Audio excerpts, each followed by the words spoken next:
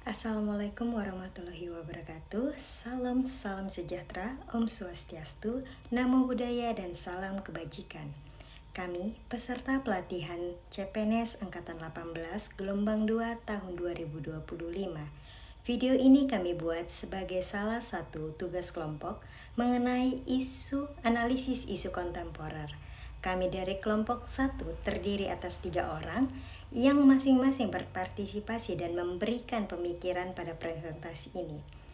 Langsung saja, ini video presentasi kami. Sebelum memulai presentasi kami, izinkan kami untuk memperkenalkan diri kami masing-masing.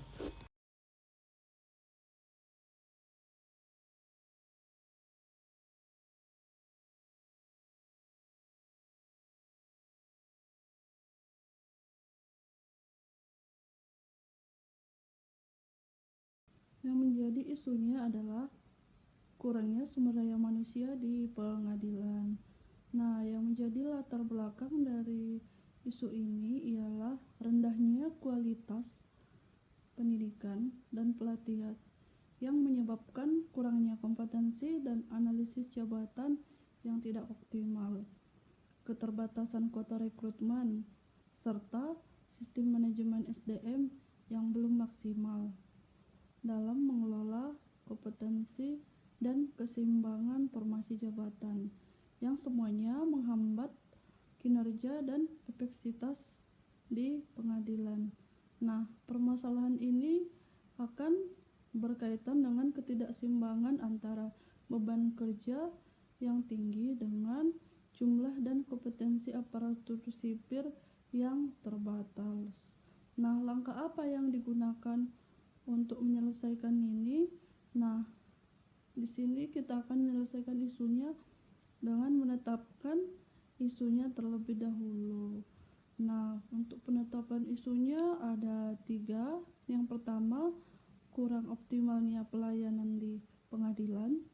Yang kedua, belum optimalnya kemampuan petugas PTSP dalam berkomunikasi dengan penyandang disabilitas. Yang ketiga, belum optimalnya petugas dengan teknologi dan sistem yang terbaru. Nah, di sini dengan metode APKL, maka di sini akan ada nilai-nilainya, yaitu untuk yang pertama 4555, yang kedua 2233, yang ketiga 3444. Nah, jika ditotalkan, maka jumlahnya berapa? Jumlahnya yang paling tinggi itu adalah isu kurang optimalnya pelayanan di pengadilan, yaitu 4 tambah 5 tambah 5 tambah 5 menjadi 19. Nah, setelah itu kita identifikasikan masalahnya dengan wishbone. Nah, di sini ada 6 tulang. Di dalam tulang tersebut akan terdapat akar-akar dari permasalahannya atau duri. Nah, di sini yang pertama itu ada topik dari kurangnya sumber daya manusia di pengadilan. Yang pertama, tulangnya sistem perekrutan. Akar permasalahannya itu di seleksi, persaingan yang membuat minder atau peserta tidak pede, efisiensi anggaran. Yang kedua, ada tulang kurang sumber daya manusia, akarnya perubahan jabatan, faktor pensiun, dan pegawai yang mengundurkan diri. Tulang yang ketiga ada SOP ataupun kebijakan, yaitu akarnya kurangnya pemahaman regulasi, masih sering berubah dan sering berbelit-belit. Untuk tulang yang keempat ialah kesejahteraan pegawai. Untuk akarnya ada jam kerja, gaji dan tunjangan, serta budaya kerja.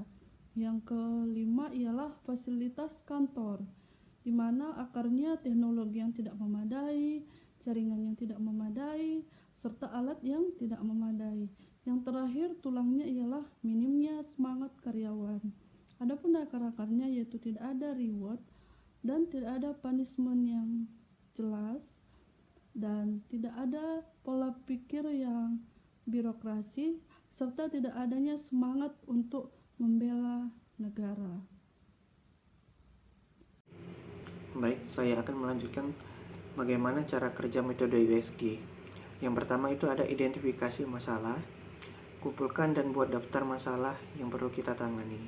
Yang kedua itu ada penilaian setiap aspek, berikan skor pada setiap masalah untuk masing-masing aspek seperti urgency, seriousness, growth, serta menggunakan penilaian dengan skala seperti 1 sampai dengan 6. Lalu menggunakan perhitungan total skor. Jumlahkan skor dari ketiga aspek tersebut untuk setiap masalah. Yang terakhir itu ada penetapan prioritas. Masalah dengan total skor tertinggi adalah prioritas utama yang harus diselesaikan terlebih dahulu. Ini ada tabel analisis masalah dengan metode USG. Di sini terdapat 6 isu dengan nilai USG yang berbeda-beda. Yang pertama itu ada isu kurangnya sumber daya manusia dengan nilai USG 4, 5, dan 6. Yang kedua ada kurangnya kualitas fasilitas kantor dengan nilai USG 4, 2, dan 5. Lalu ada isu SOP atau kebijakan dengan nilai USG 2, 4, dan 2. Lalu ada kesejahteraan pegawai dengan nilai USG 1, 1, 3. Lalu ada nilai minimnya semangat karyawan dengan nilai 3, 3, 1. Dan yang terakhir ada isu sistem perkantoran dengan nilai 5, 6, dan 4. Berdasarkan tabel USG yang telah dibuat sebelumnya, dapati bahwa isu pertama mendapatkan nilai yang paling tinggi yaitu poin 17. Artinya, isu mengenai kurangnya SDM di pengadilan adalah isu yang harus diselesaikan karena memiliki dampak yang paling besar terhadap pelayanan di kantor pengadilan. Lalu, dampak apa saja sih yang terkena terhadap pelayanan dan efisiensi? Itu yang pertama ada waktu penyelesaian perkara. Kekurangan hakim dan panitera membuat menumpuknya perkara. Ini memperpanjang durasi proses peradilan dan merugikan para pencari keadilan. Yang kedua, beban kerja. Jumlah perkara tidak sebanding dengan jumlah pegawai yang dapat menyelesaikan beban kerja tersebut. Yang ketiga itu ada ketidakproporsional pekerjaan. Kekurangan SDM juga mengakibatkan ketergantungan besar pada tenaga manusia. Padahal inovasi dan sistem digital seharusnya bisa mengurangi hal tersebut. Yang terakhir ada penurunan produktivitas. Meskipun ada upaya dari Mahkamah Agung untuk menjaga produktivitas, nyatanya beban kerja terus meningkat tanpa penambahan SDM yang memadai. Kemudian dampak terhadap penegakan hukum. Di sini ada dua dampak. Yang pertama itu ada kurangnya profesionalisme. Kualitas SDM yang buruk atau terbatas dapat mengakibatkan kurangnya profesionalisme. Hal ini bisa berdampak pada putusan pengadilan yang tidak sesuai dengan peraturan atau bahkan tidak menyelesaikan masalah yang ada. Yang kedua ada melemahnya penegakan hukum. Kurangnya SDM berkualitas di pengadilan adalah salah satu faktor penyebab melemahnya penegakan hukum secara umum. Hal ini bisa berdampak pada ketidakadilan proses peradilan. Kemudian ada dampak terhadap kepercayaan publik. Ketidakpercayaan publik pada masyarakat cenderung tidak puas dengan proses hukum yang lambat, mahal, dan sering dianggap tidak adil. Jika penegakan hukum terus melemah, kepercayaan publik terhadap lembaga peradilan akan terkikis. Yang kedua itu ada memicu tindakan main hakim sendiri. Jika masyarakat merasa bahwa lembaga hukum tidak dapat memberikan keadilan, maka bisa cenderung mengambil tindakan sendiri untuk menyelesaikan masalah. Hal ini membahayakan ketertiban dan kedamaian sosial.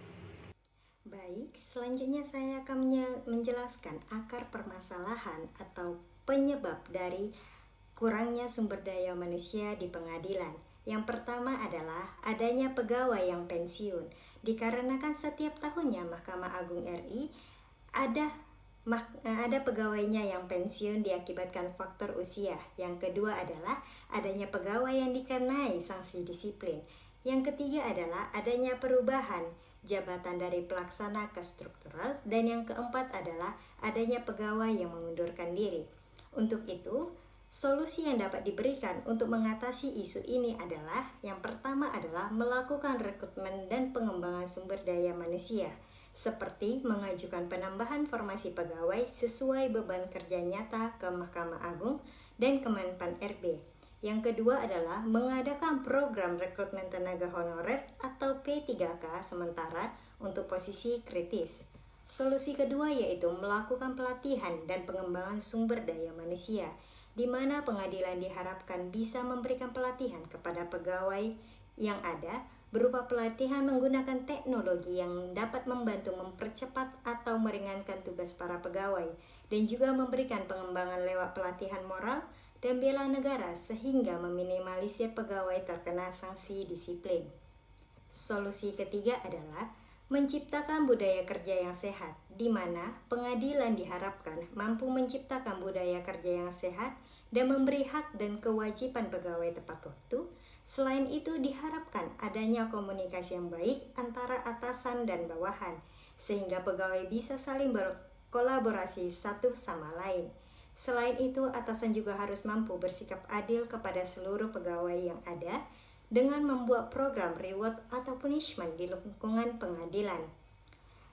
Solusi selanjutnya adalah melakukan redistribusi pegawai antar bagian agar beban kerjanya seimbang. Solusi kelima adalah menyusun database kompetensi untuk memudahkan pergantian posisi jika sewaktu-waktu diperlukan. Dan solusi terakhir adalah mengoptimalkan tenaga magang atau mahasiswa PKL dalam tugas administrasi ringan.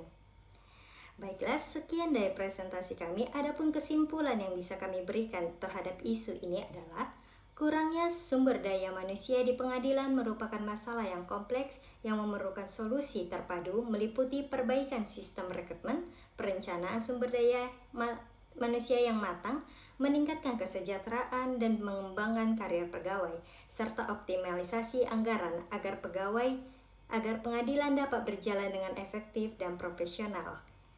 Sekian presentasi dari kelompok kami.